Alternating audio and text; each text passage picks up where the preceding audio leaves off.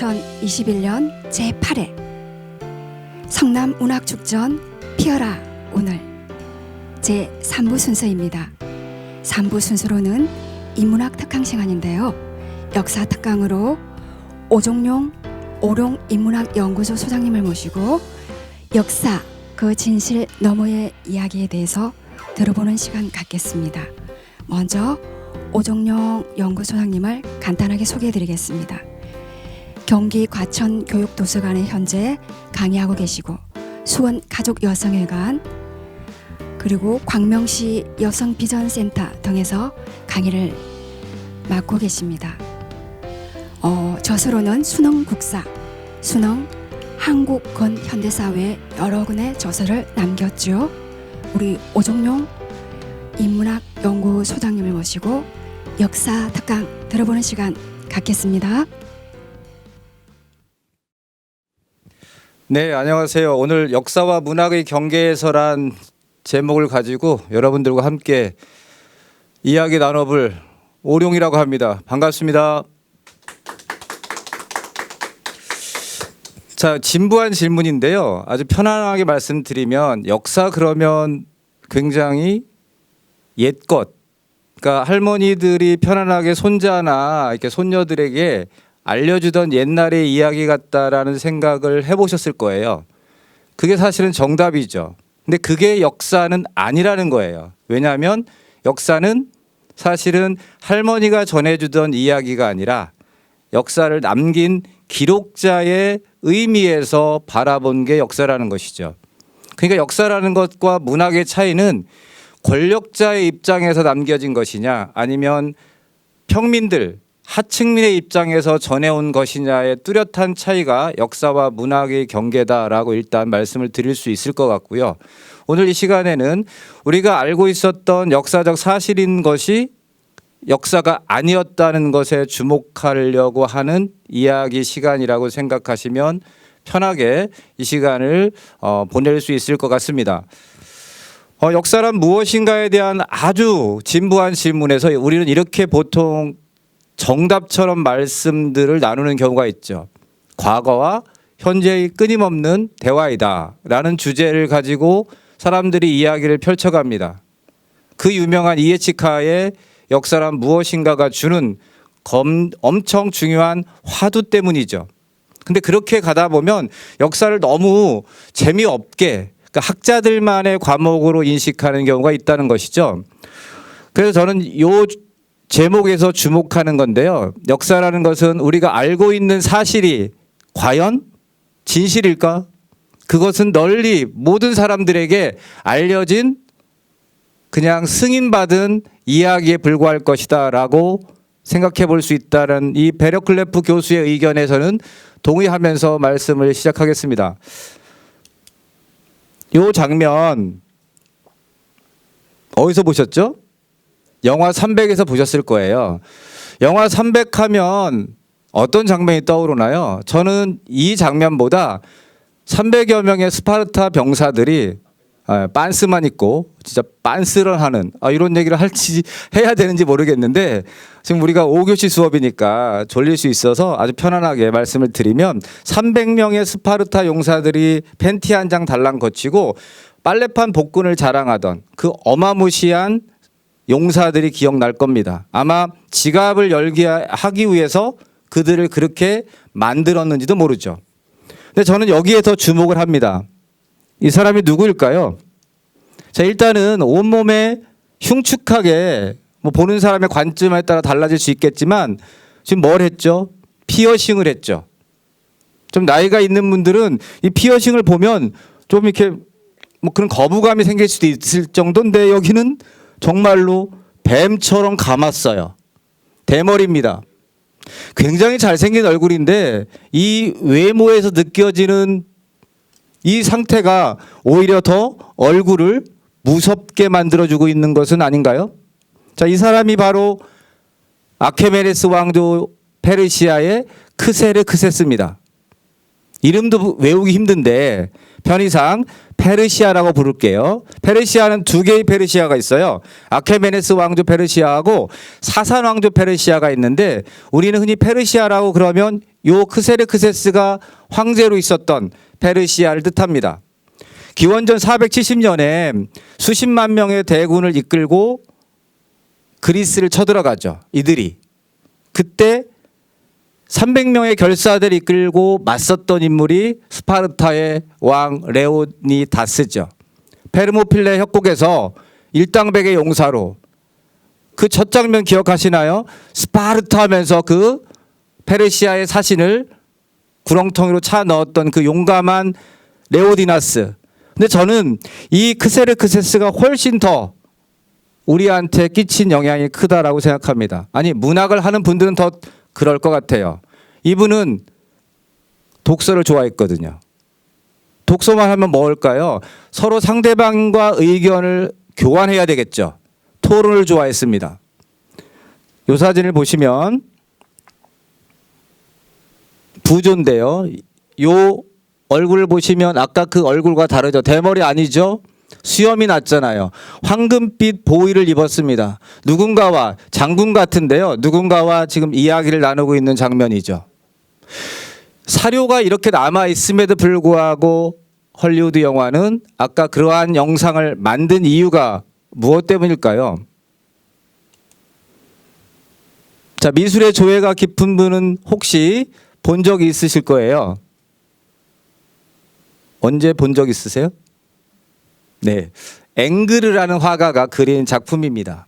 앵그르는 누구냐면 다비드라는 사람의 제자예요. 다비드 이따 설명 한번 드릴 건데 이 앵그르가 19세기 전반기에 활동했던 사람인데요. 이 그림의 제목이 오달리스크입니다. 그랜드 오달리스크. 자, 그럼 오달리스크는 뭘까요? 바로 이슬람의 할렘을 얘기한다고 합니다.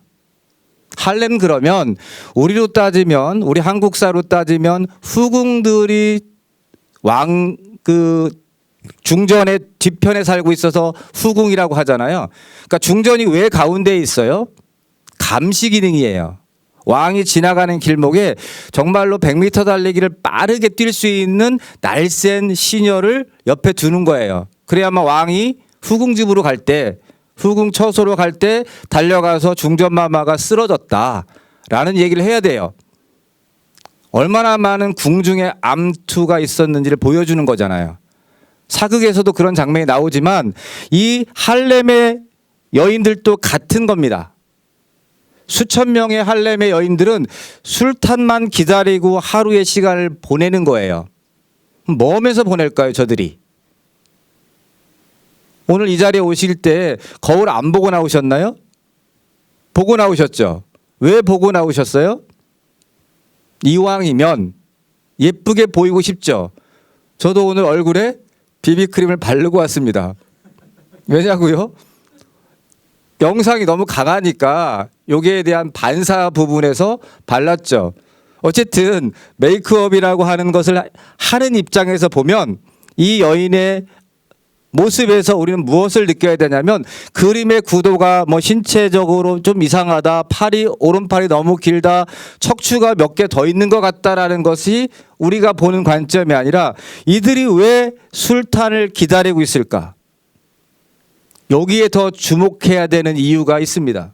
바로 앵그르는 동양에 대한 부분에서 신비화 또는 동양인들에 대한 저 무지막지한 여인의 인권에 대한 부분을 얘기하고 싶었는지도 모른다는 것이죠. 이 그림을 그려놓고 앵그르는 엄청난 혹평에 시달렸다고 합니다. 위에 나오니까 이제 보실 수 있을 텐데요. 에드워드 사이드라는 저명한 학자가 쓴 오리엔탈리즘이라는 책입니다. 그 책의 첫 표지에 나와 있는 그림인데요. 초판에 나와 있는 이 그림의 제목이 무엇일까요? 이 그림의 제목이 뱀의 유혹입니다. 뱀의 유혹. 뒤에 보고 있는 이 벽면은 기본적으로 어느 나라 말이죠? 영어는 아니잖아요. 이슬람의 언어들이죠.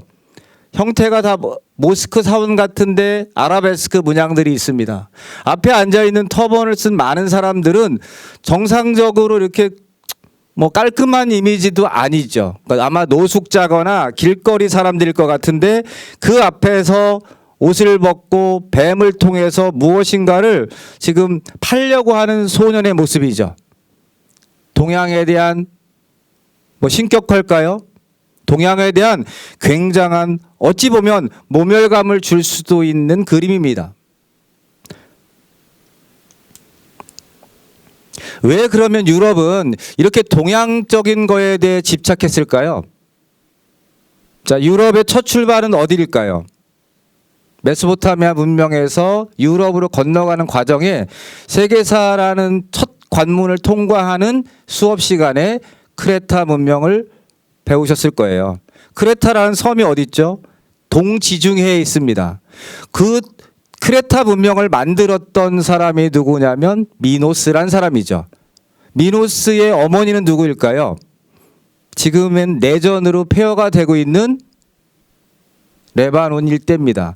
시돈 지방에서 놀고 있던 에우로페에게 제우스가 황소로 변해서, 그러니까 지중해권은 황소가 굉장히 중요한 동물이었던 것 같아요.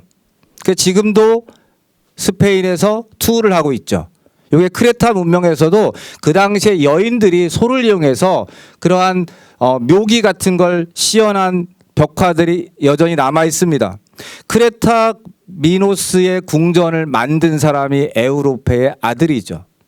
그가 나중에 누구를 낳았을까요? 우리가 괴물이라고 알고 있는 미노타우루스. 네, 미노타우루스를 왜 괴물이라고 칭했을까요? 미노타우루스를 처치한 인물이 아테네의 왕자. 아주 멋있어요, 이름도. 테세우스라고. 그러니까 뒤에 숫자가 붙으면 왠지 멋있어요, 아이들이. 예전에 그 우리나라 축구 선수 중에 안정환이라는 선수가 아마 잘 나갔을 때 그 20대에 아마 그 별칭이 있었을 거예요. 그 캔디의 남자친구 이름인가요? 테리우스. 네, 그리고 걔도 숫자잖아요. 네, 마리우스 다 숫자가 많은데 어쨌든 테세우스 아테네의 왕자가 와서 미노타우루스를 죽이고 아테네로 개선하죠. 여기서는 무엇을 보여주는 거냐면 크레타 문명을 없앴다는 의미도 있지만 아시아 즉 동방의 영향에서 그리스가 벗어났다. 다시 말씀드리면 유럽이 홀로 서기를 시작했다라는 것이죠. 자, 여기서 또 하나 알 수 있는 장면은 뭐냐면 유럽의 문명의 출발이 동방이다라는 거죠. 그러니까 초창기 유럽인들의 시선은 오리엔트 그러면 근동입니다. 우리는 그 근동을 무엇이라고 불렀냐면 예전부터 중동이라고 불렀죠.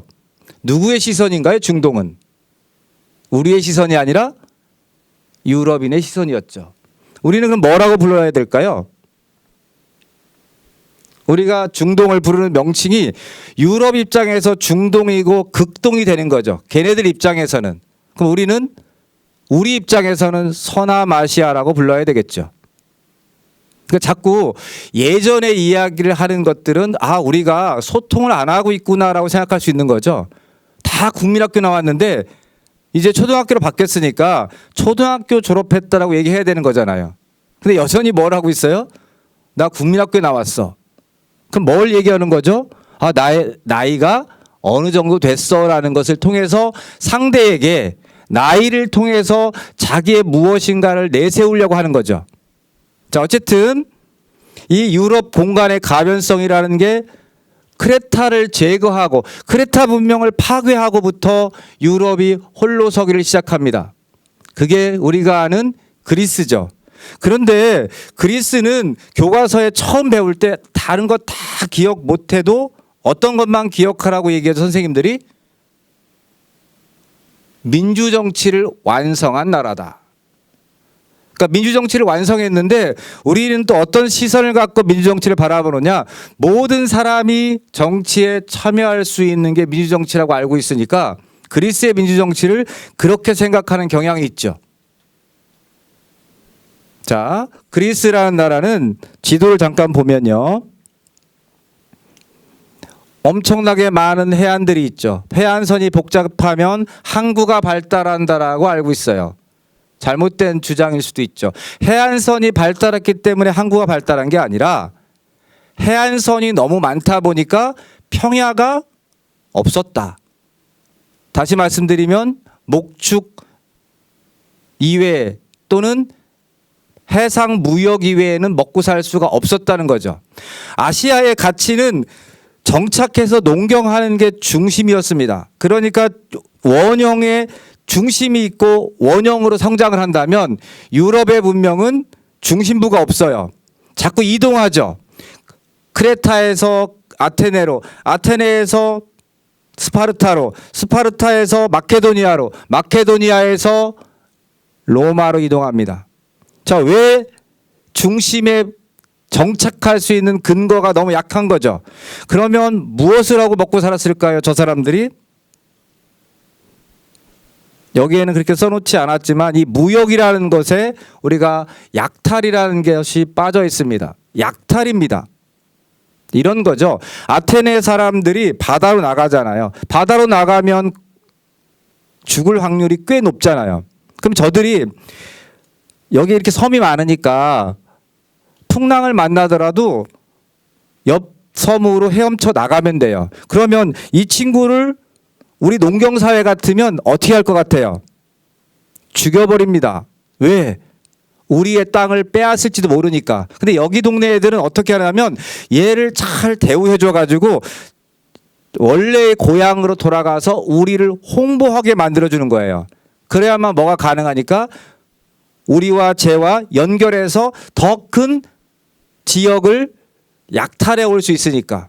얘가 우리가 모르는 동네에 대한 정보를 알고 있잖아요. 그래서 이런 지도가 나오는 거죠. 점점 보시면 어떻게 되나요? 확장되죠. 어디가? 도시가. 이 빨간 도시들은 약탈로 인해서 만들어진 도시입니다.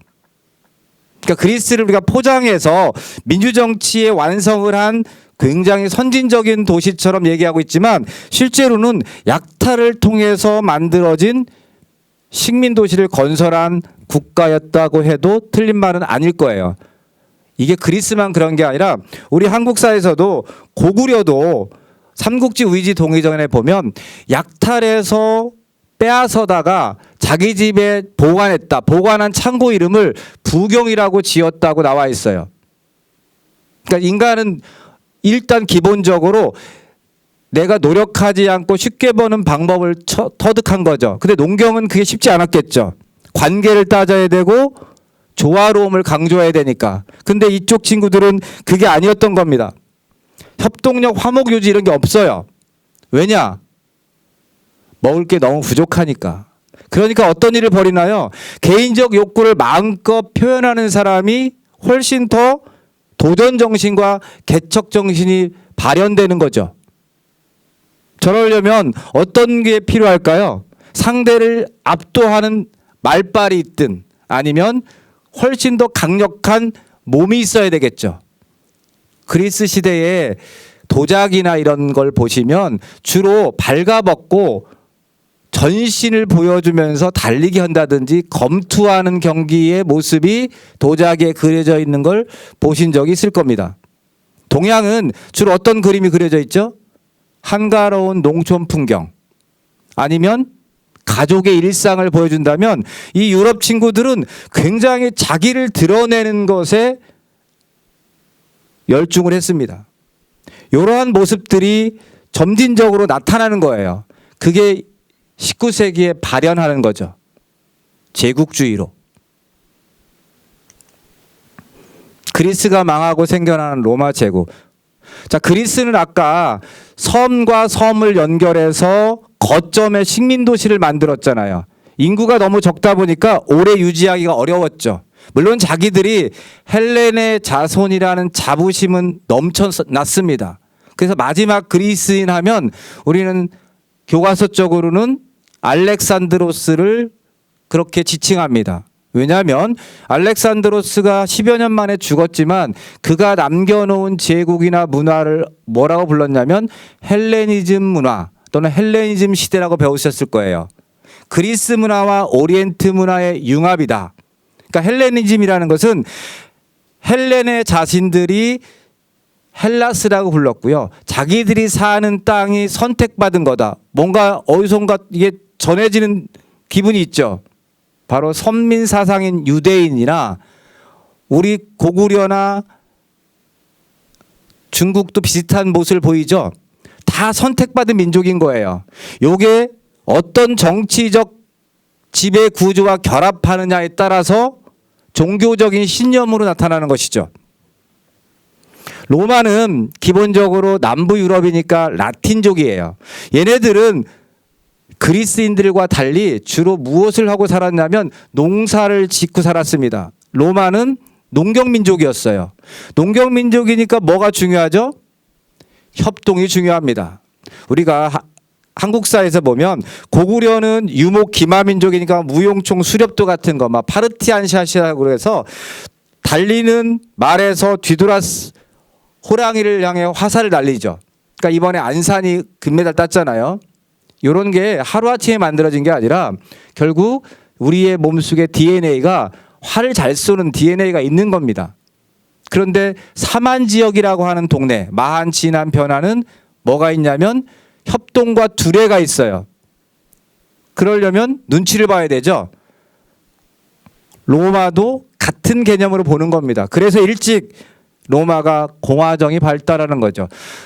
전쟁에 나가서 위대한 승리를 거둔 사람들이 돌아오자마자 공공 건축물을 짓는 거예요. 나를 위해서 싸운 게 아니라 여러분들을 위해서 내가 희생하고 있다. 그러니까 나를 다음에 집정관으로 선출해달라. 그래서 우리가 퍼블리카가 나오는 거고 리퍼블릭이 나오는 건데 어쨌든 얘네들조차도 야만인을 구별하기 위해서 장벽을 쌓습니다. 요게 하드리아누스 장벽이라는 건데요. 하드리아누스가 보시면 공교롭게도 오늘날 독일에서부터 이쪽 루마니아로 걸쳐 있죠. 이쪽 스코틀랜드하고 독일만 빼고 나면 여전히 얘네들에 비해서 약간은 중심부에서 멀어진 지역인데요. 하드리아누스가 여기 보시면 서기 117년에 황제가 된 사람이죠. 공교롭게도 여기는 사진상 보면 여기서부터 수염이 났는데요. 뭐 그런 설이 있죠. 면도하다가 뭐 살짝 베어가지고 그걸 가리기 위해서 수염을 길렀다. 뭐 이런 설이 있는데 이때부터 황제들 보면 수염이 났고요. 그냥 한때 유행인 것 같기도 하고 여기까지는 깔끔했고요. 자, 어쨌거나 하드리아누스가 오연제의 중심인데 이때가 로마의 전성기라고 하는 팍스 로마나 시대입니다. 전성기가 되니까 더 이상 뭐 하지 않아요. 공간을 이동시키려고 하지 않죠. 사람은 위기에 닥쳐야만 자기가 처한 현실을 깨닫고 움직이기 시작한다. 이런 것처럼 로마도 전성기 때 장벽을 쌓아버립니다. 영화 글래디에이터에 나오는 마지막 황제가 바로 요 사람일 거예요. 마르쿠스 아우렐리우스. 근데 그 아들이 코모두스였고 영화에서는 아버지를 독살하는 장면이 나오지만 실제로 여기서부터 여기까지 이 황제들은요 아버지와 아들 관계가 아닙니다. 전문 경영인이라고 볼 수 있어요. 근데 요 사람만 그 책 읽다가 대부분 졸았는데 저도 뭐 옛날에 구입한 책인데 명상록이라는 책 읽어보셨어요? 그거 읽다가는 다 자니까 혹시 불면증에 시달리면 꼭 읽으세요. 네, 제가 30년 동안 30페이지를 못 넘긴 책인데 그 스토아 철학자입니다. 본인은 최고의 철학자인데 여기까지는 다 아들이 아닌 양자 개념이었는데 요 마르쿠스 아우렐리우스만 아들 친아들한테 권력을 물려줘요. 네, 그래서 로마가 어떻게 됐을까요? 폭망하죠. 그때부터 거의 군인 황제 시대입니다. 이때 이제 로마가 거의 뭐 망조가 들었다라고 할 수 있는데 철학자면 뭐 하나요? 자, 우리는 철학하지 말자고 그러면 안 되겠죠. 소설 이런 거 쓰면은 사람들과 소통하는데 이 철학은 일단은 명상하다 보니까 한계가 있는 것 같아요. 제 개인적인 생각으로. 스토아는 특히 더 그랬던 것 같은데 이건 역사로만 말씀드리는 겁니다. 다른 의미는 없고요. 자, 로마를 멸망시킨 나라 게르만족이잖아요. 그럼 게르만족이 있었을 것 같잖아요. 정말. 게르만족은 없었습니다. 아니 스스로 내가 야만족이야, 바바리안이라 스스로 얘기할 필요가 없죠. 아니 우리도 그때 평민이었을 텐데 갑자기 성씨가 주어졌어. 그런데 굳이 천민의 성씨를 가져올 필요가 뭐가 있어? 천방지축 마골피? 근데 이 사람들한테 뭐라고 배웠냐면 와 천민의 후손이야. 아니 자기가 갑자기 이제는 신분제 사회가 없어졌는데 굳이 나는 가죽 만들었던 사람이야, 임꺽정의 후손이야. 임꺽정이 왜 임신가요? 임꺽정이 천민이라고 배웠는데. 이거 아시는 분 없어요?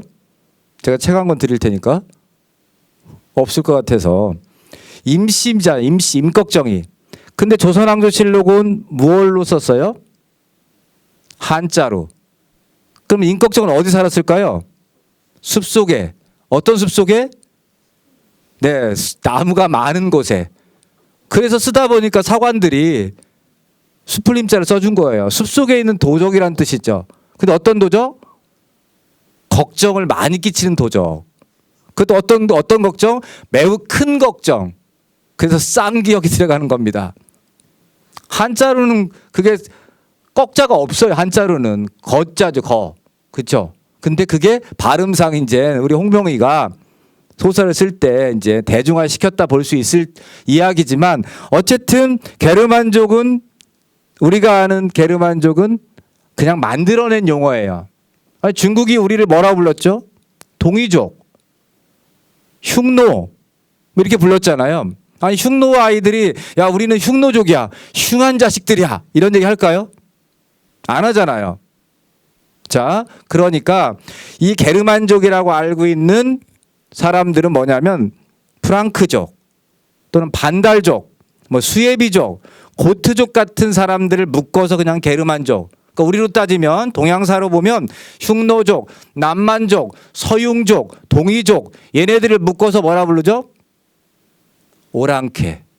아니 게르만족 애들한테 너 게르만족이지 하면 우리한테 중국 아이들이 너 오랑캐족이지 가급적 쓰지 말자는 거죠. 몽고족이라고 하는 것도 오랑캐라는 의미가 있어서 우리가 몽골이라고 해야 됩니다. 몽골은 어떤 의미가 있다고 그래요? 강인한 무사의 정신이 있잖아요. 근데 몽고족은요 굉장히 야만스러운 의미가 있다고 그러니까 굳이 우리도 누구의 피가 섞여 있어요? 몽골리안. 우리 엉덩이에 뭐가 있어요? 몽골 반점. 한족 애들은 없잖아요.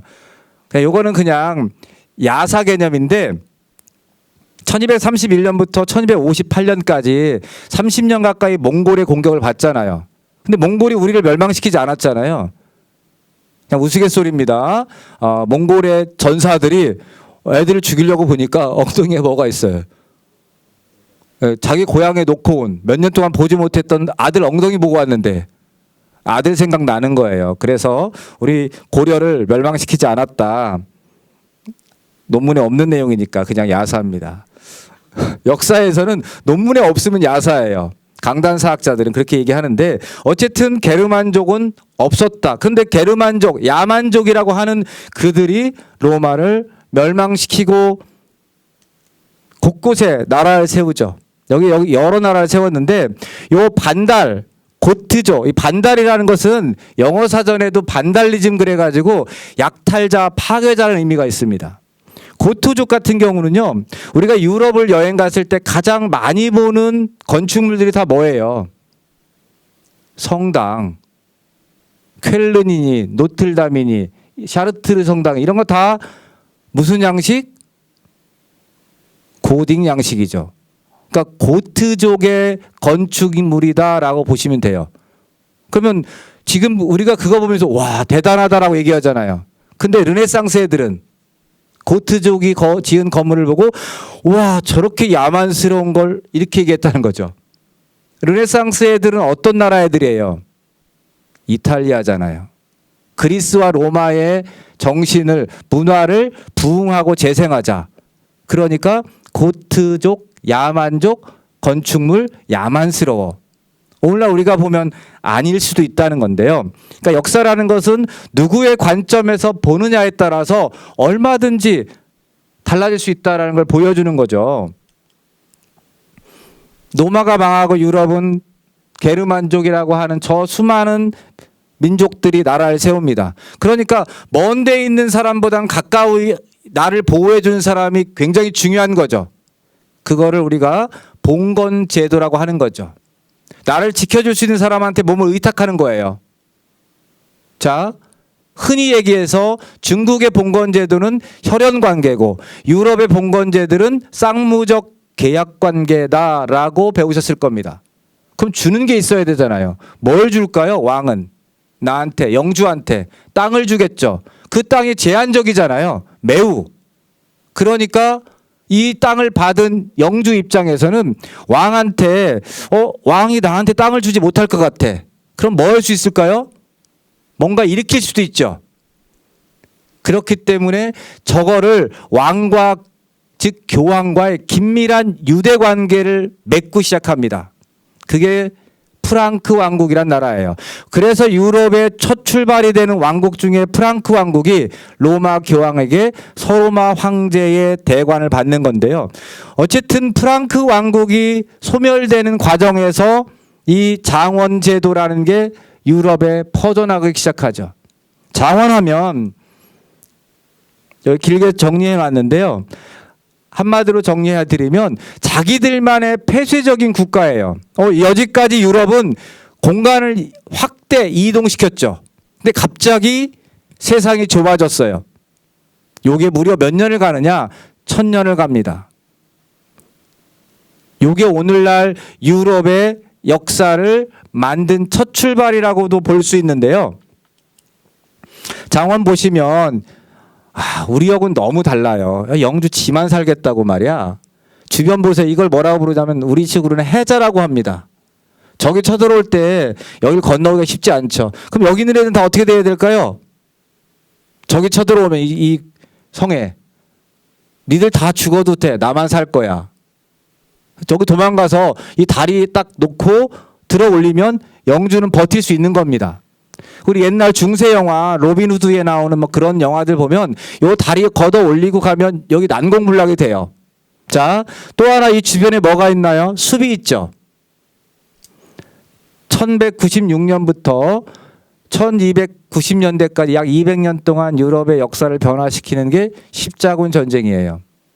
교황 우르바누스 2세가 얘네들한테도 여기 살고 있는 농노들한테도 너희들도 성전에 참여해라 라고 하니까 얘들 신났습니다. 왜?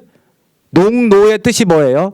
농민과 노예의 성격이 있는 거예요. 그러니까 노예의 성격이 있으니까 거주지를 이탈할 수 없죠. 근데 교황이 가도 된대요. 가보니까 이슬람 애들 야 농사 짓고 살지 않아. 이슬람 아이들은 무역하고 하늘을 나르는 양탄자도 있대요. 주전자만 비비면 노예가 나와서 뭐 도와드릴까 이래요. 신났잖아요. 고향으로 돌아올 생각 안 합니다. 고향에 아내가 있다고요? 이번 기회에 바꿔치기 하면 되니까. 어떻게? 이슬람에 갔더니 훨씬 이뻐. 맨날 농사했던 부인보다. 자, 그러니까 고향으로 돌아가지 않죠. 이들이 고향이 아닌 다른 곳으로 가서 만든 게 뭐냐면 우리가 부르크라고 하는 도시들입니다. 부르크, 함부르크, 하이델베르크. 이 부르크라는 개념은 성 안에 사는 사람들이다라고 보는 거예요. 이게 나중에 부르조아라는 개념이 되는 겁니다. 시민혁명이라고 하는 사람들이 이 성 안에 살던 사람들이 일으킨 거죠. 어쨌든 남편이 돌아오지 않으니까 이 영주가 이 농노의 부인한테 땅을 주지 않아요. 그 부인들은 어디로 갔을까요, 그러면? 많은 사람들이 숲속으로 들어갑니다. 그럼 여기 들어가서 뭐하고 살까요? 뭐하고 살 것 같아요? 이 여인들이? 사냥한다고요? 약초캐입니다. 산나물 뜯고요. 그러면 약초를 캐서 자기가 뭐 해야 돼요? 팔아야죠. 근데 이게 약초인지 아닌지를 어떻게 구별해요? 자기한테 임상실험을 해야 되겠죠. 그래서 지팡이 타고 쌀이비 타고 날아가는 겁니다. 해롱해롱 할 수 있잖아요. 그걸 보고 먼 데서 보고 마녀가 등장하는 거죠. 어디에? 숲속에. 그러면 숲속에 들어가요, 안 들어가요? 못 들어가죠. 아, 그러면 아무도 안 들어가느냐? 아, 영상이라서 이거 남자는 들어갑니다. 남자가 왜 들어갈까요? 네. 자체 편집해 주시고. 자, 여기에서 나오는 게 뭐냐? 가보니까 그 여인이 뭘 많이 있어요? 나만 왔다 갔던 게 아니야, 여기에. 이 동네 사람 남자들 다 왔어. 뭘 주고 갔을까요? 네? 애기들? 돈을 주고 갔습니다. 돈을 주고 갔어요. 약초는 사와야 되니까. 그 돈이 나중에 그 여인들을 마녀로 모으는 원인 중에 하나가 돼요. 교황이 십자군전쟁 끝나고 권위가 떨어지기 시작하니까 그때부터 돈이 잘 안 들어오잖아요. 헌금이. 그래서 수없이 많은 여성들을 마녀로 모으는 겁니다. 마녀라고 신고하는 순간 마녀의 재산은 신고한 사람이 소유할 수 있었거든요. 마녀 감별사도 있었대요. 감별하는 가장 유용한 방법이 뭐냐면 그 여인을 돌에 매달라서 물에다가 던집니다. 떠오르면 마녀, 가라앉으면 마녀가 아니에요. 뭐 어쩌라는 얘기죠? 어차피 다 죽는다는 얘기죠. 차라리 그게 가장 그래도 고통스럽지 않다. 이렇게 볼 수 있겠죠. 자, 미술 시간이 아닌데 5교시라도 자꾸 제가 저희 마라의 죽음이라는 다비드의 그림이죠. 아까 앵그르의 스승이기도 한 이 그림을 보신 적 있나요? 세계사를 조금 관심 있게 보신 분들한테는 뭐 보셨을 수도 있어요. 이 사람이 마라인데요. 여기에 마라에 다비드가 마라에게 바칩니다 합니다. 마라가 다비드의 헌정을 받은 거죠. 헌정 그림이에요. 그러니까 자, 그림의 이 마라의 얼굴 굉장히 평온하죠. 심지어 웃고 있습니다. 칼에 찔렸는데 여기에 피가 없어요. 별로. 그리고 고통스러운 느낌이 안 나죠. 더군다나 이 두 권에는 성인들한테만 보인다는 후광이에요. 그리고 그 과정에서도 결코 펜을 놓지도 않았습니다. 고통스러운데 여기를 보여주고 있죠. 우리한테 뭐라고 썼는지는 모르겠지만 이게 코르테라는 친구가 보낸 편지를 읽다가 죽은 거예요. 마라의 죽음인데 비어르츠라는 사람이 그린 거예요. 자, 여기 보면 마라가 일단 어때요? 막 고통스럽게 이러다 죽은 것 같지도 않고요. 굉장히 막 흉측하죠. 느낌상 이 사람이 코르테라는 친구인데요. 여기 보면 칼이 들고 있는데 공포에 지금 막 눈이 막 퀭합니다. 여기에 막 의자를 역시 용감한 여성이에요. 의자를 막 던질 것 같아요. 여기들 보세요. 붉은 두건은 당시에 자코뱅을 상징한다고 해요. 이 코르테는 몰락한 귀족 즉 지롱드 당원이었습니다. 마라를 죽였던 온건파 지롱드에 대해서 자코뱅이 엄청나게 지금 윽박지르는 장면이라고 볼 수 있죠. 혁명은 멈추어서는 안 된다. 코르테를 위한 그림을 볼까요? 보드리가 그린 작품인데요. 아까 보셨던 작품들하고 너무 비교가 되는 장면이죠. 여기 보면 마라는 조연도 아니에요. 엑스트라 같죠? 성녀 같습니다. 마리아 같은. 얼굴에 핀 조명을 받고 있어요. 이 뒤에 뭐가 펼쳐져 있나요?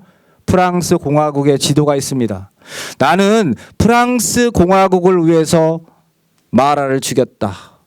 나는 순교자다. 다음 그림 볼까요? 뭉크 그러면 일단 뭐 떠오르는 장면 있죠. 네. 뭉크의 그림입니다. 근데 제목은 마라의 죽음이에요. 마라가 어디 있나요? 마라의 죽음이라고 되어 있으니까 말한 줄 아는 거지. 요게 뭉크 자신이라고 그래요. 요거는 그럼 누굴까요? 뭉크의 여친입니다.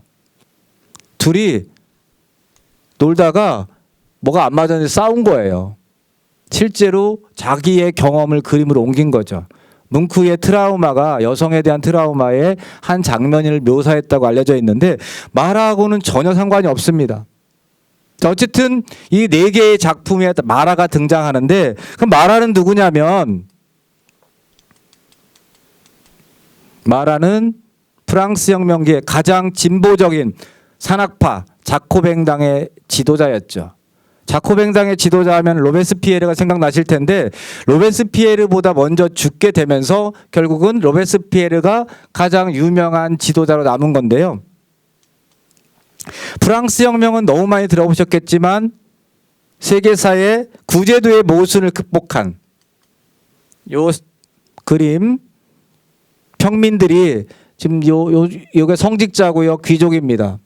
98%의 평민이 1% 2%밖에 안 됐던 이 성직자와 귀족을 먹여 살리는데 충분히 먹여 살릴 수 있죠. 근데 얘네들이 프랑스 땅의 절반을 갖고 있었고 면세였기 때문에 힘들었다는 얘기죠. 이 모순을 한 번에 무너뜨린 게 프랑스 혁명이었다. 그 첫 장면이 바로 이 바스티유 감옥 습격인데요. 프랑스 혁명과 관련이 있어서 가장 많이 떠오르는 사람들이 루이 16세와 마리 앙투아네트죠. 루이 16세 하면 저러한 혁명기가 아니었으면 그냥 일반적인 수준의 왕이었을 것입니다. 마리도 마찬가지고요. 마리는 어느 나라 사람일까요? 마리는 프랑스 사람일까요? 오스트리아 사람이죠. 합스부르크가의 공주로 태어났죠. 공주는 영원히 공주가 아니라 왕비로도 될 수 있습니다. 마리는 정략 결혼의 희생자죠. 이 마리와 관련된 이야기를 조금 더 해볼까 합니다. 루이 16세와 마리는 같은 해에 처형됩니다. 네, 왕비들에 대한 변명인데요. 왕비들은 곧 공주잖아요. 공주 하면 가장 유명한 공주, 백설공주. 왜 공주도 서양식 공주만 유명하죠? 우리나라 공주도 한번 생각해 볼까요? 평강공주, 또 선화공주. 없네요. 다 역사가 아니라 뭐죠?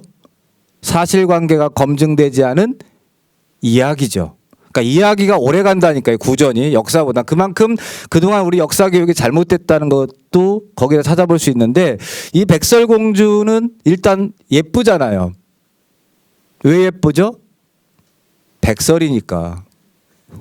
피부가 하얘니까. 흑설공주라고 해보세요. 설탕은 흑설탕인데. 자, 어쨌든 백설공주가 예쁘다. 근데 중세 1000년 동안 아름다우면 죄가 됐다는 거죠. 부자도 죄가 됐고요. 목욕도 못했죠. 기독교 세계에서는. 그래서 부자가 천국 가는 게 어렵다고 하잖아요. 낙타가 바늘구멍처럼 들어가기 어려운 것처럼. 그런데 이 백설공주가 왜 우리한테는 착한 이미지로만 남게 됐을까요? 당연히 대립적 관계가 있겠죠. 왕비가 등장하겠죠. 자, 유럽의 속담 중에 아름다운 사람들은 게으르다라는 속담이 있대요.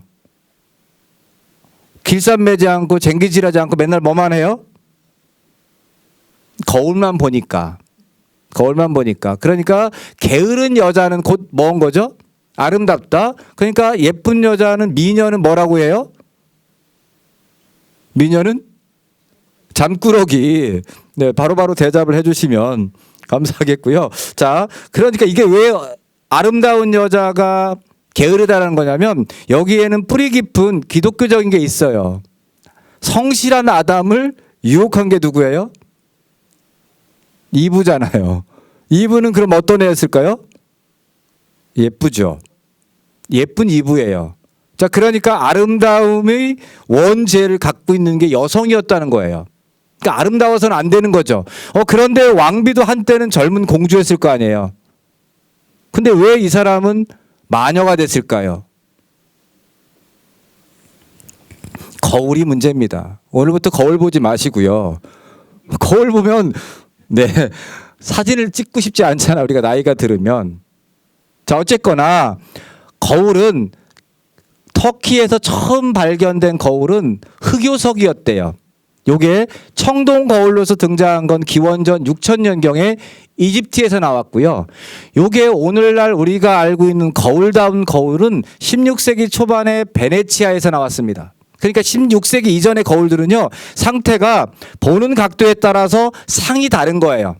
자, 그런데 오스트리아에서 프랑스로 온, 정략 결혼해서 온 마리라고 칠게요. 이 마리가 누구 때문에 왔어요?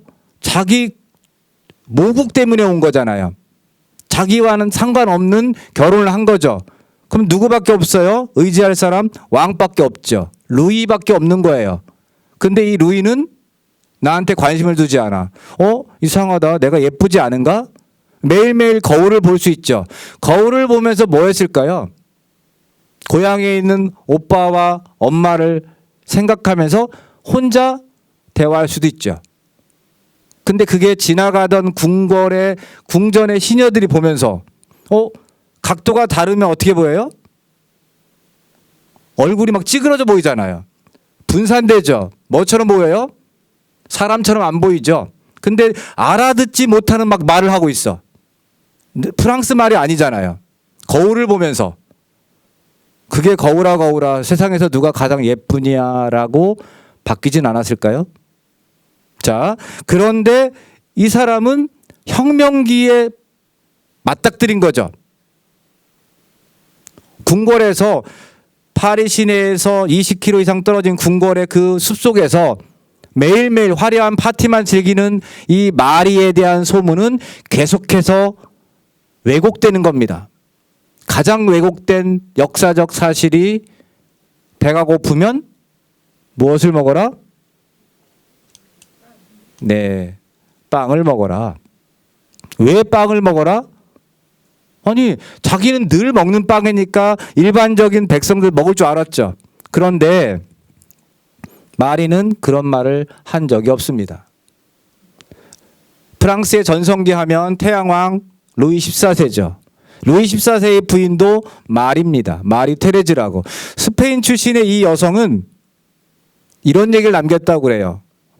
빵을 못 먹어? 그러면 남은 파이 조각이라도 갖다 주면 안 될까? 측은해서 그런 거예요.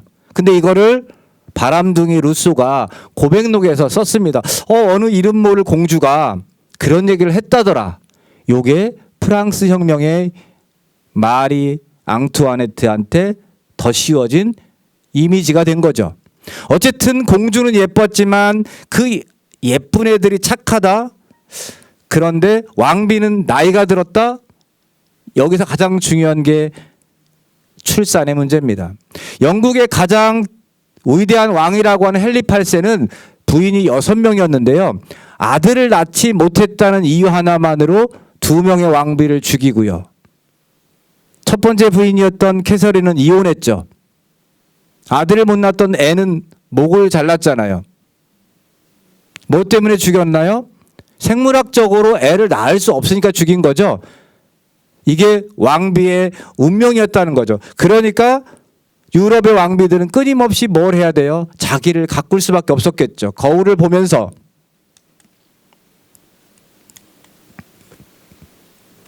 빵이 없었던 프랑스 사람들은 무슨 빵을 먹냐면 흑빵을 먹습니다. 귀족들만이 흰빵을 먹어요. 그러니까 흰빵을 먹는 사람들이 흑빵을 먹는 평민들에게 너희들 흰빵 먹으면 죽을 줄 알아. 이렇게 되겠죠. 그러면 가장 기본적으로 혁명을 일으켰을 때 나도 먹고 싶어요. 예전에 그 빵 먹다가 죽은 사람도 있다며 라고 하니까 흰빵을 먹고 싶은 거예요. 근데 흰빵을 만드는 건 쉽지 않죠. 금방 만들어서 먹어야 되니까. 조금 지나니까 빵이 어떻게 됐을까요? 굳어버렸습니다. 그래서 우리 똑같이 이제 너와 나랑 신분이 같으니까 똑같이 나누어 먹자 해서 나온 빵이 먼저 가야 되는데 요게 뭘까요? 무슨 빵? 요쪽 빵 요거. 네, 바게트. 저걸 평등빵이라고 부릅니다. 혁명기의 프랑스인데 저 빵을 똑같이 300g 80cm씩 잘라서 먹었다고 그래요. 이 발이 요 크루아상, 요 바게트와 크루아상이 다 프랑스 혁명과 관련이 있는 거고 특히 마리 앙투아네트와는 이 크루아상이 더 관련이 있습니다. 1683년에 오스만 제국이 빈을 2년 6개월 동안 포위 공격해요. 이때 식량을 끊어버렸습니다. 공급되지 않게. 버텨냈던 빈 주민들이 나중에 오스만이 물러나가고 저 지긋지긋한 이슬람 아이들 앞으로 우리가 좀 씹어먹자 해서 만들기 시작한 게 크루아상이죠. 초승달이잖아요. 이슬람 국가들에 많이 나오는데 저 크루아상이 마리가 파리로 왔을 때 프랑스 사람들도 먹었을 것입니다. 그래서 더 알려지게 된 것이죠. 잠자는 숲속의 공주. 왜 숲속마다 공주가 이렇게 많아요? 왜 다 잠을 자고 있어요, 하필이면? 17세기의 독일 사진 볼까요? 17세기의 독일의 지도예요. 이걸 우리가 뭐라 부르냐면 영방국이라고 부릅니다. 왕국, 공국, 백국, 수많은 왕국들, 이 작은 300여 개의 이 영토 안에 누가 있어요? 왕자도 있고 공주도 있죠. 이 게르만이라고 알려져 있는 이 족들은 아들에게 장자 계승을 해줍니다. 그런데 이 장자를 제외한 나머지 아이들은 어떻게 될까요? 왕국에 있으면 위험하죠. 영모에 휘말릴 수도 있고. 그래서 가출을 감행합니다. 그러니까 길거리에 많은 게 다 누구예요? 숲속에는 공주가 있고 길거리에는 왕자가 있네. 근데 그 왕자가 왜 나갔을까요? 살려고 나갔죠. 물론 기사들은 수련 활동이라고 해서 나가서 지내는 기간도 있지만 나가는 결정적인 이유는 내가 일자리를 찾아야 되겠다 해서 용병대장이 되기도 하고 아니면 저 옆 동네의 외동딸과 혼인해야지. 외동딸들은 보통 왕국의 계승자가 돼야 되는데 여자가 왕이 되기는 어려우니까 남자 한 명을 사귀어야 되는 거죠. 그러니까 그 남자는 어때야 돼요? 그 외동딸과 만나려면 그냥 좋게 얘기해서 신사지만 다른 말로 하면 그냥 카사노바죠. 젠틀하다. 네, 현란한 말솜씨와 멋진 에티켓. 백마탄 왕자가 있을 수 없는 건 그런 왕자들이 수없이 돌아다녀요. 얼마 동안 돌아다닐까요? 젊은 왕자 없습니다. 거의 30년 돌아다니는 사람들도 있어요. 그럼 어떻게 될 것 같아요? 거의 거린 수준이죠. 말은요. 도로가 어때요? 도로는 그냥 시궁창 수준입니다. 하수도가 발달해 있지 않았던 시대에 도로는 마차가 다니거나 말들이 다니면서 엄청난 것들을 쏟아냈죠. 여기를 다녔던 왕자는 절대 백마가 될 수 없죠. 근데 이 공주 덕분에 우리는 여전히 백마탄 왕자를 기다리고 있는 건 아닐까. 그래서 결혼하지 못한 둘째, 셋째 공주들은 어디로 갈까요? 네, 수녀원으로 갑니다. 그래서 그 많은 수녀원의 주변엔 또 그 많은 아픔도 남아있죠. 역사 속에 남겨져 있는 여러 작품들과 역사와 연결시켜서 이해하다 보면 우리는 그 이면에 숨겨져 있는 가슴 아픈 여성들의 이야기 아니면 더 나아가서 그들의 슬픈 개인적인 이야기까지도 알 수 있게 되겠죠. 그러니까 문학을 하는 분들도 많이 계시겠지만 우리가 알고 있는 수많은 작품들에서 역사를 조금 더 확인해보고 이해해주면 그 내용들이 풍부해지지 않을까라는 생각을 하게 됩니다. 좀 더 역사에 관심을 갖고 좀 지켜봐 주면 더 우리가 잘못된 역사들을 바로잡는데 우리들이 함께 할 수 있지 않을까라는 생각을 하면서 오늘 강의를 마치도록 하겠습니다. 고맙습니다.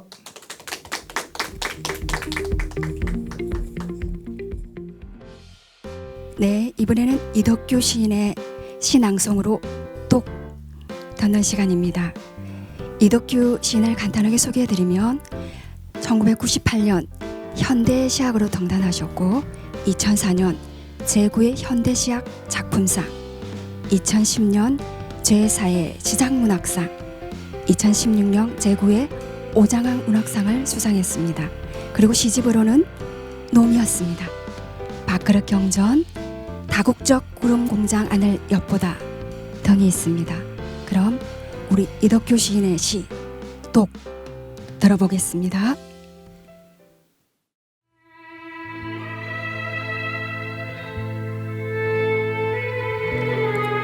독 이덕규.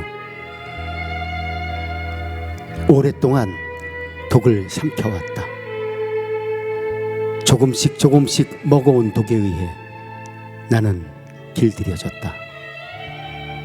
이제 치사량의 독성이 나를 살게 한다. 아니, 그 독성을 치우기 위해 날마다 더 깨끗하게 정제된 독이 필요하다. 이제 내 몸속엔 독 이외의 다른 성분은 없다. 나는 독이다. 밤새도록 허공에 떠돌던 절명의 투명한 미세 입자들이 모이고 모여 더 이상 그 무게를 견딜 수 없을 때 비로소 기척 없는 이른 새벽이 되어 지상에 내려앉는 독. 그러나 쉽게 스며들지 못하는 독. 무후가 판자촌 같은 누군가의 눈동자 속에 새들어 잔뜩 웅크리고 앉아 가끔 맥없이 덜컹거리는 눈꺼풀 사이로 망연히 밖을 내다보는 독. 이내 그렁거리며 몸을 푸는 독. 그러다가 한순간 건널 수 없는 슬픔의 강을 훌쩍 뛰어넘기도 하는. 나는 풀잎 끝에 맺힌 눈 흡 뜨고 사라져가는 아침 이슬이다.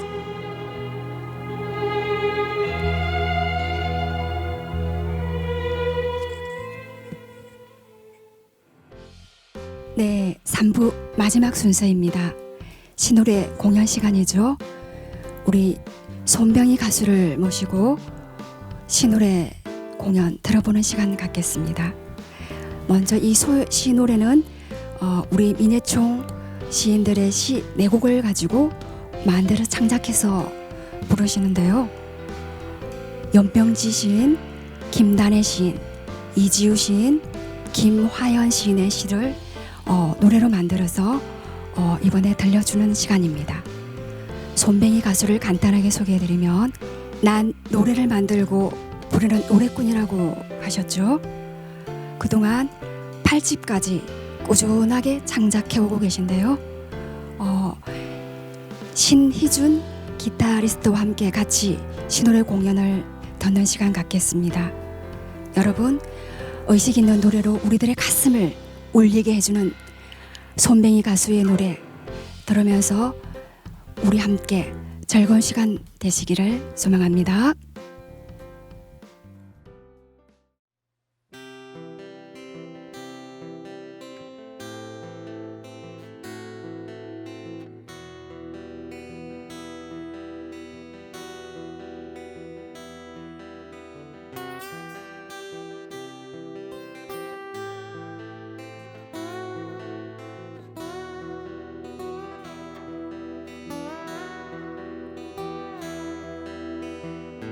스크린도에 매달린 스파이더맨,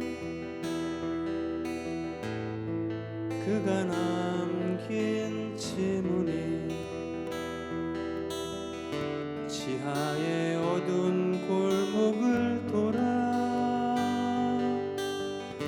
안개 속에서 깊게 울리는 아침, 떠나지 못하는 별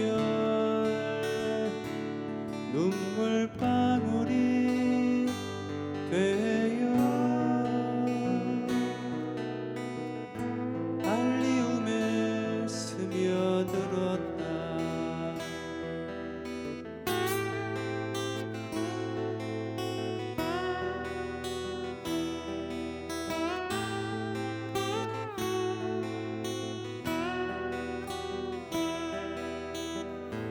상처로 빛나는 낯선 슬픔이 쏟아진다. 아픈 영혼들이 서로 부둥켜 안고 목 놓아 울 때 6월의 장미는 죽음 쪽으로 조금 더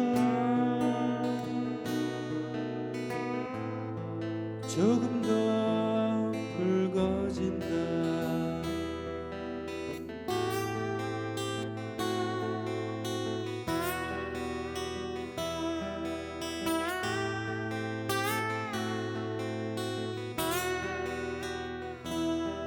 미술관 가는 길을 잃어버린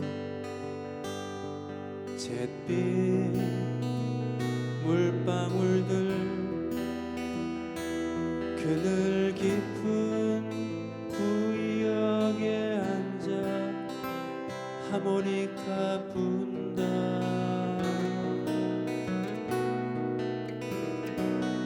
잠깐 동안에 19배의 시간을 잃어버린 단 한 사람을 위한 진혼곡 부른다.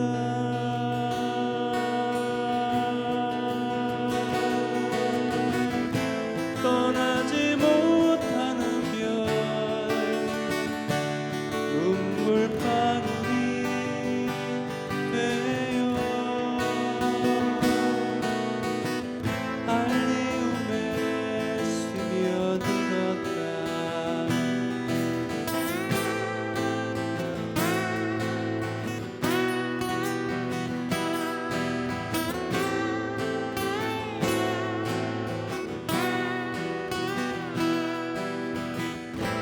나머지 기억은 6월에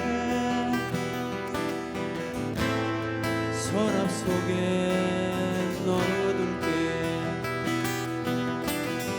이젠 안녕 우리들의 스파이더맨. 이젠 안녕 우리들의 스파이더맨. 이젠 안녕 우리들의 스파이더맨. 이젠 안녕 우리들의 스파이더맨. 스파이더맨 스파이더맨 스파이더맨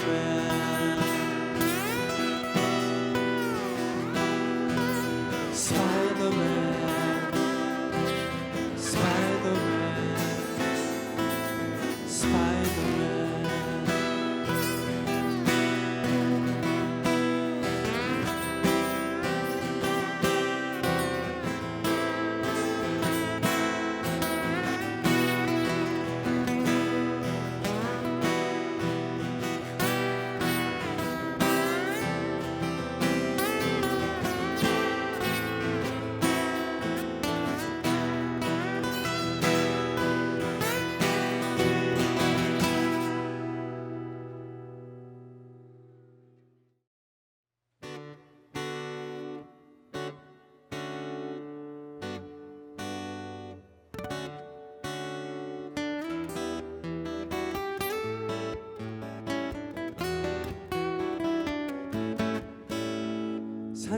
산사처마 밑에 지느러미를 매단 물고기 한 마리 풍경을 지키고 있다.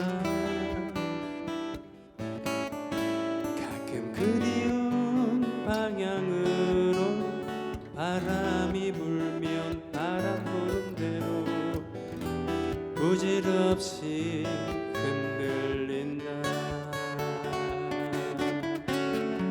바람을 거스르는 곤줄박이 한 마리 조금씩 아주 조금씩 가까이 달아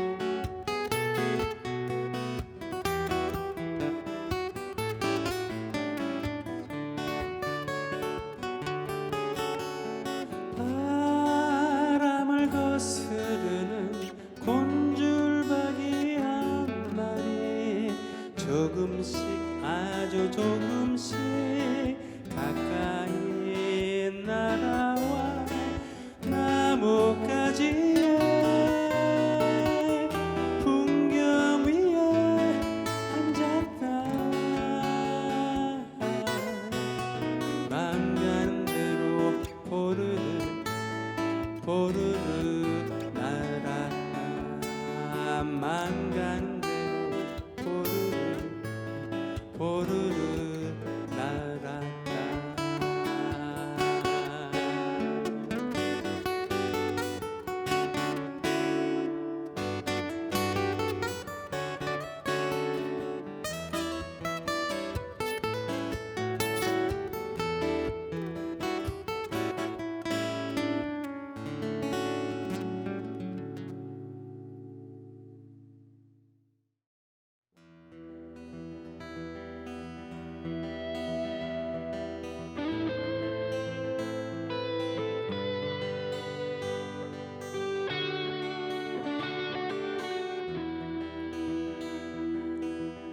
파도가 이 거품을 몰고 모난도를 굴리네. 오른쪽 바람에 이끌려온 돌 왼쪽 바람이 부수고 긁으네. 돌 사이로 바람 나간 자리 붉은 노을이 눈물로 다독거리네. 몽돌은 해와 달을 돌려도 엇나간 내 고집에 가슴만 숭숭해. 파도가 입거품을 몰고 모난도를 굴리네.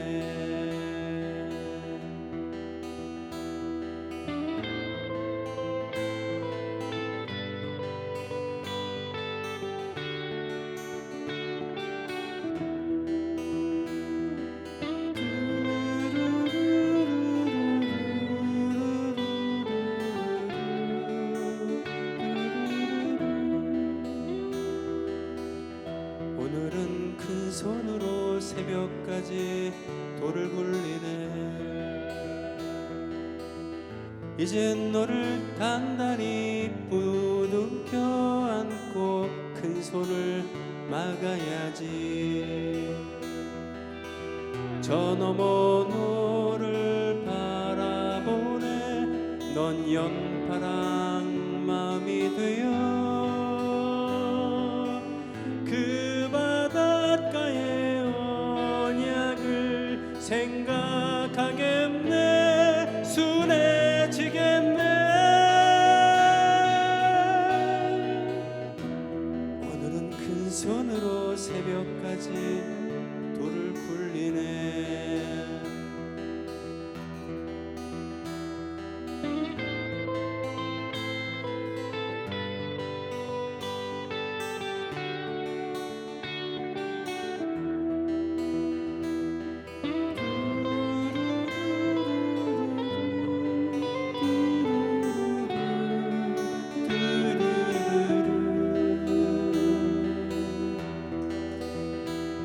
누가 이 거대한 식성을 잠재울까? 이 단단한 힘을 높일까? 누가 이 거대한 식성을 잠재울까? 이 단단한 힘을 높일까?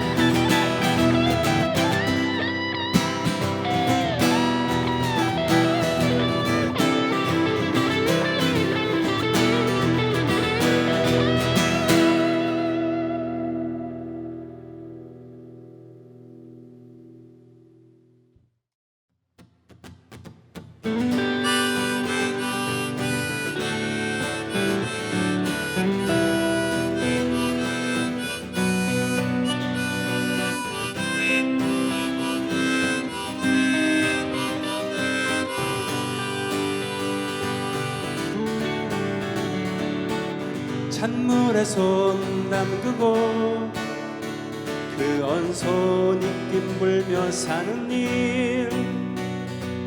그 정도만 돼도 살만하지. 차가워도 살만하지. 아무리 시린 손이라도 두 손 비비며 견딜만 하지. 새들이 나뭇가지에서 울고 불들이 왜 바람을 피하는지 찬물에 손 담아보면 알게 되지. 영락없이 막힌 것처럼 보이는 실개울 얼음 밑에 흐르는 물, 그것은 봄이 다시 봄이 시작되는 곳. 찬물에 손 담그는 일, 얼굴 한번 찡그리면 참고 견딜 만한 일이지. 참고 견딜 만한 일이지.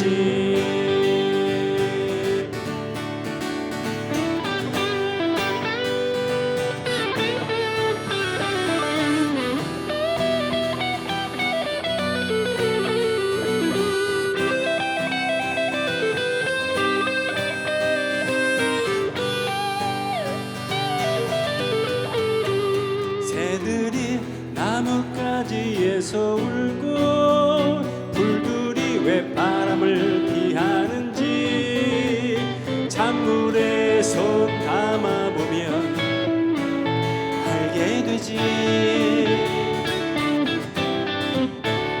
영락없이 막힌 것처럼 보이는 실개울 얼음 밑에 흐르는 물, 그것은 봄이 다시 봄이 시작되는 곳.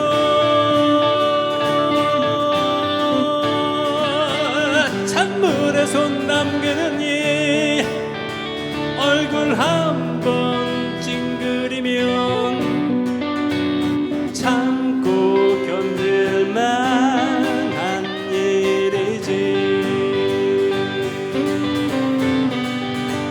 참고 견딜 만한 일이지.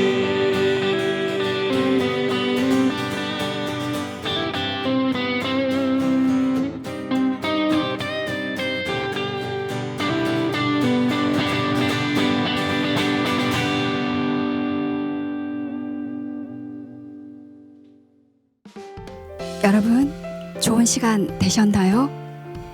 2021년 제8회 성남문학축전 피어라 오늘. 그동안 수고해주신 우리 출연진 여러분과 성남 민예촌 관계자 여러분들, 그리고 보이지 않는 노고를 펼쳐주신 많은 분들께 감사의 말씀드립니다. 우리 성남문학축전 앞으로도 여러분들 많은 관심과 사랑 부탁드리고 2022년에는 더욱더 발전된 모습, 더 좋은 출연진들과 함께 이 시간을 또 마련하도록 하겠습니다. 여러분, 그동안도 행복하십시오.